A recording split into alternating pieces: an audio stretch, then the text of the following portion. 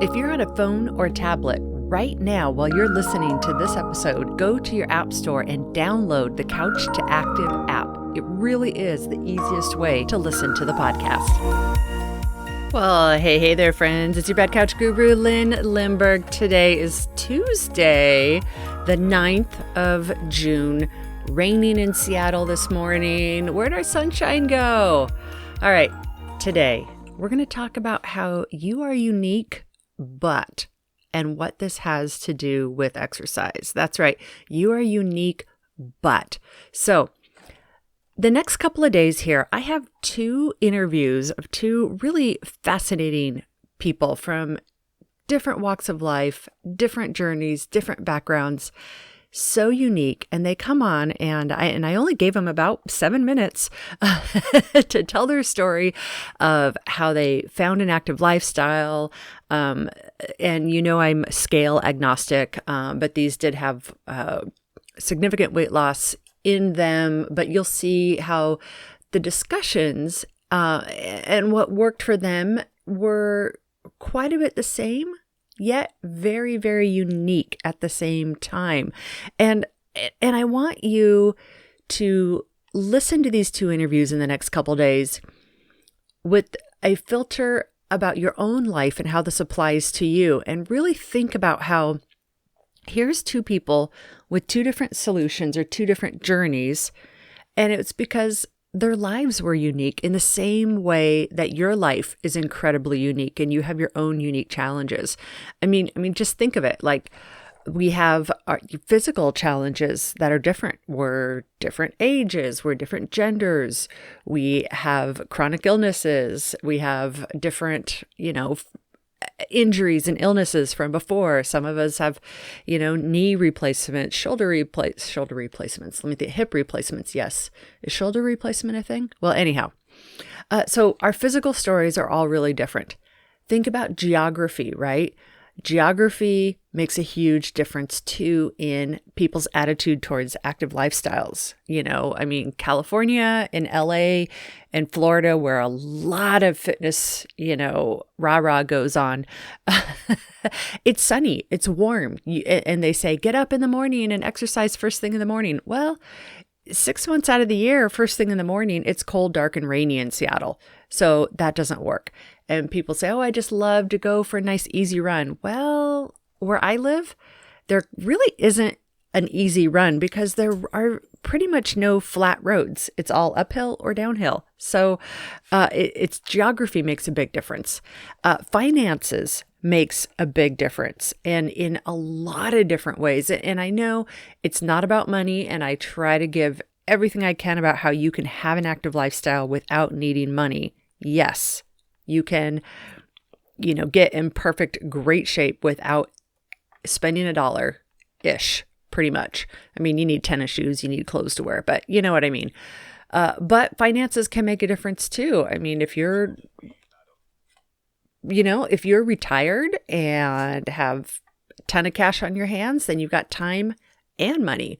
Versus if you are working 2 jobs that are sedentary because you're trying to make ends meet, that makes a big difference, right? Food and food culture makes a huge difference.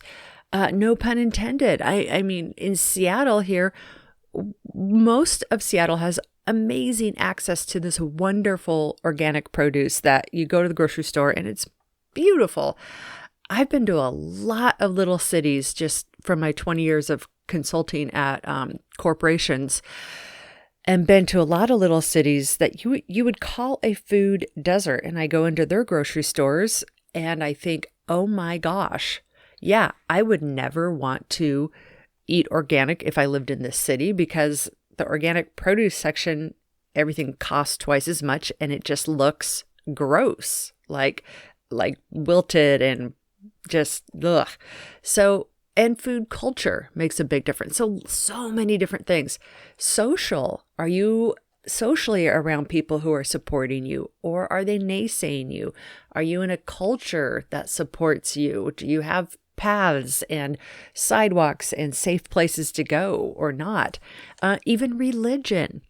Religion can have a huge pull on your active lifestyle and your attitude towards it. A lot of religions sometimes make a correlation between exercise and vanity and selfishness, and